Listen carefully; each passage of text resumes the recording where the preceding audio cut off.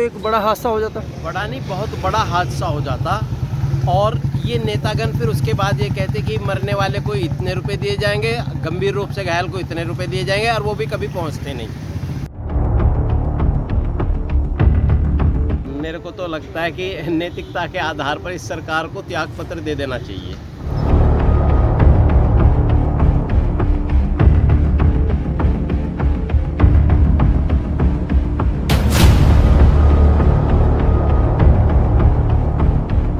एक पुल ये कल डैमेज हुआ, एक पिछले साल ये जो इन्होंने अंडरपास बनाया था रेलवे का, उसमें पानी लीक होने की वजह से उसमें पानी जल भराव रहता पूरे में, उसमें कोई आदमी नहीं चलता। 32 करोड़ की लागत से लगभग वो बना था, वो 32 करोड़ सुहा।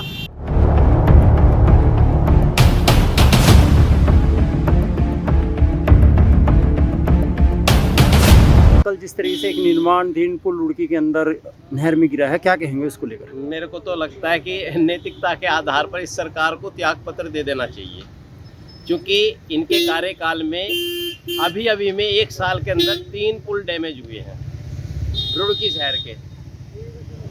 एक पुल ये कल डैमेज हुआ, एक पिछले साल ये जो इन्होंने अंडरपास बनाया था रेलवे का, उसमें पानी लीक होने की वजह से उसमें पानी जल भराव रहता पूरे में, उसमें कोई आदमी नहीं चलता। 32 करोड़ की लागत से लगभग वो बना था, वो 32 करोड़ सुहा। कोई भी व्यक्ति कुछ बोलने के लिए तैयार नहीं, क्योंकि जनता जो है वो जनता तो केवल और केवल महंगाई को पकड़ने के चक्कर में कि हम किसी तरीके से अपने खर्चे पूरे कर लें।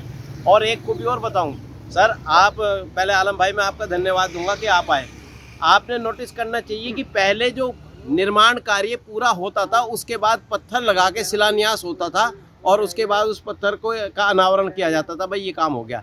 लेकिन इन नेताओं को केवल इस चीज़ की होड़ है कि इनके पत्थर लगे। वो देखो सामने, वहाँ सामने उन्होंने पत्थर भी लगवा दिया था, काम शुरू होने से पहले ही पत्थर लगा हुआ, भाई ये काम किसके प्रस्ताव से हो रहा, फलाने नेता के, कौन करवा रहा, फलाना नेता। तो अपना श्रेय लूटने के लिए वो लोग पत्थर का यूज करते हैं नाम का। तो अब इसमें इसके लिए भी एक पत्थर इनका यहाँ पर भी लगना चाहिए। और आप इसकी स्ट्रेंथ देख सकते हैं, जो घरों के छज्जे में सरिया नहीं लगता 3 सूत का, उस सरिये को इन्होंने इस पुल के निर्माण कार्य में लगा रखा है। और ये इतना बारीक सा तार है जिस तार के ऊपर यहाँ से वहाँ तक को इस पुल को चलाया जाना था।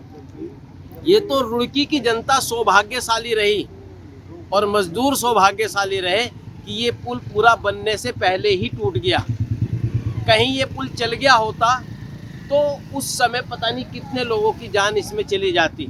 मैं रुड़की की जनता बहुत सौभाग्यशाली है कि ऐसा ही एक पुल पहले 2012 में भी बह गया था, उसमें 4 मजदूर बह गए थे।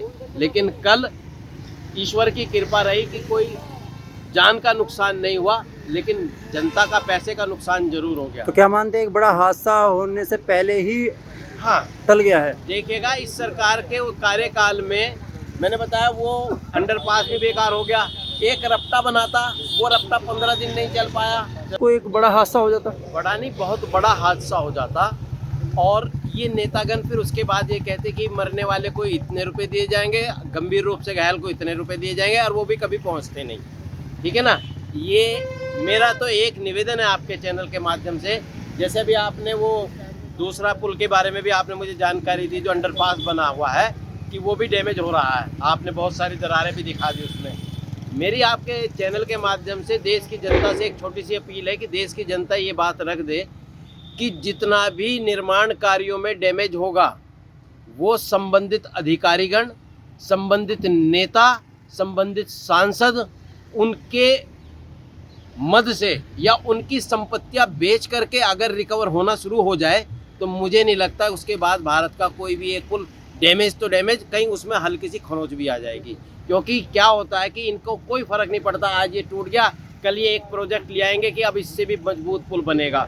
जबकि पैदल चलने वालों का पुल, एक नीला पुल बना हुआ था ये इरिगेशन का, वो पुल देखेंगे वो इससे भी बहुत मोटे मोटे लोहे से बना हुआ है, गाटर से बना हुआ है। और ये बहुत हल्के गाटर से, ये तो वैसे भी नहीं रहना था। तो क्या मानते हैं इसमें एक बड़ी लापरवाही है? जो बड़ी लापरवाही नहीं, कमीशन का खेला है, कमीशन का खेला। जब आप ये देखेगा जनता के लिए जो पुल बन रहा है उसके रेट्स में डाउन करके ठेके छोड़े जा रहे हैं। मान लो 36% डाउन रेट पे जा रहा है। सरकार ने कोई कीमत निकाली कि ये चीज़ 1 लाख रुपए में बन के तैयार होनी, उस पर फिर 36% का मतलब क्या हो गया, वो जो है केवल 64,000 में तैयार होनी। उसके बाद नेताजी का कमीशन, अधिकारियों का कमीशन, 20,000 रुपये भी नहीं पहुंच रहे जनता तक। तो अब 20,000 में ऐसे ही पुल तैयार हो सकता। एक बात और कहना चाहूँगा आलम भाई में, ये सारे पुल इस सरकार के कार्यकाल में हो रहे हैं। इसकी वजह भी सुन लीजिएगा भाई जी। मैंने ये सरकार किस नाम पे चुनी थी? मैंने सरकार पुलों के निर्माण के लिए नहीं चुनी थी, मैंने सरकार चुनी थी हिंदू मुसलमान के नाम पर। तो सरकार तो वो काम कर रही, बखूबी निभा रही है। बाकी कामों पर वो ऐसा काम करेगी कि जिसमें जनता की जान जाएगी। इसी के साथ जय हिंद, जय भारत।